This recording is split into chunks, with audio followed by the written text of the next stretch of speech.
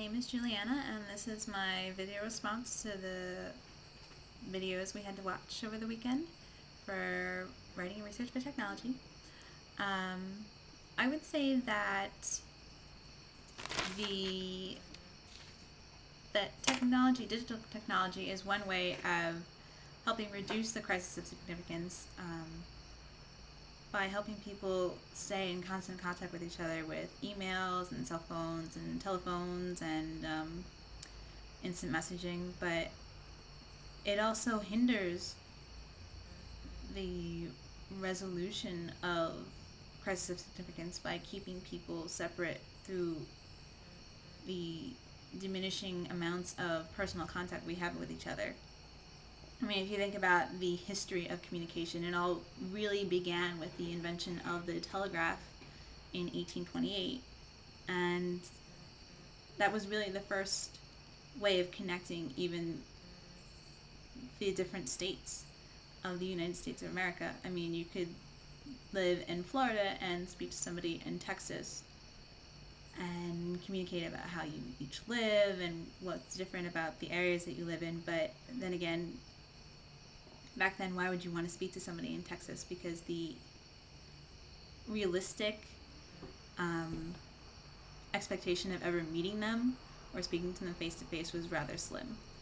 And then jump forward to today, and we have YouTube, which makes everything accessible to anybody in the world that you can ever imagine wanting to have access to. And I think that it's just really amazing to see how far technology has carried us to this point in the world. And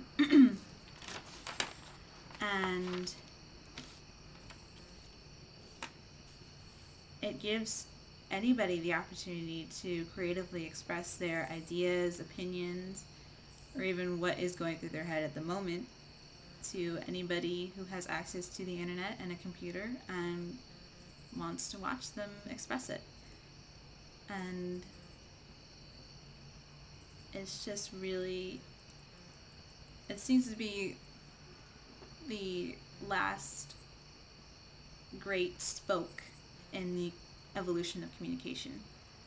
And to go back to the telegraph and compare it to YouTube, you find that there really isn't that much different between the two. I mean, the person could say that they live in Texas, and that would surely be true, but you don't know their name. You don't know their family connections. You don't know if they're in a prison in Texas. And the same can be held true today.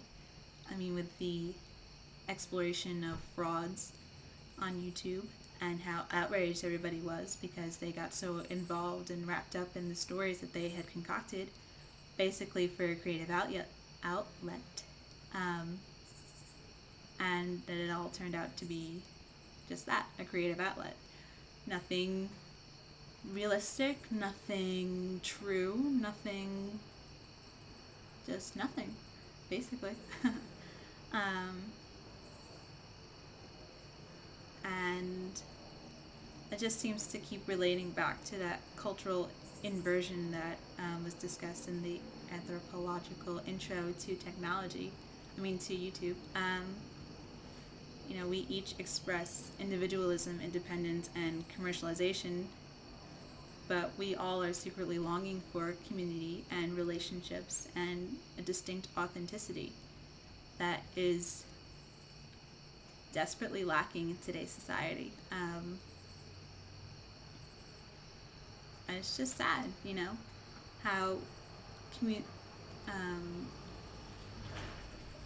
technology is supposed to be this great thing that links us all together, but then you start thinking, well, what are they really linking together? I mean, they could be linking people together. I mean, you see things like Match.com and eHarmony and stuff like that, but then you wonder, like, is it all really true? I mean, do you ever really know who you're speaking to out there? I mean, I feel a little apprehensive myself videoing this response, and then I'll put it on YouTube like my professor wanted. And I really don't know who's going to watch.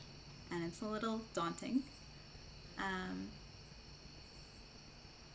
And there will be people out there wondering if this is true, if they even find this. And it just makes you wonder what technology is really doing for us. I mean, you know, we have all these conveniences and things that, you know, people that lived in the 1800s wouldn't even imagine us having at this point.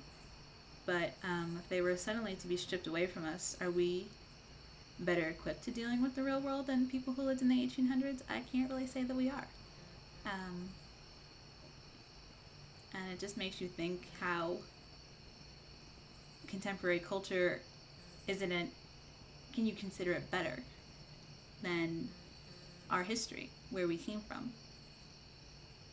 They had to deal with so much, and they had so little tools at their disposal to help them deal with it, and it's just really gets you thinking, like, is YouTube really helping us?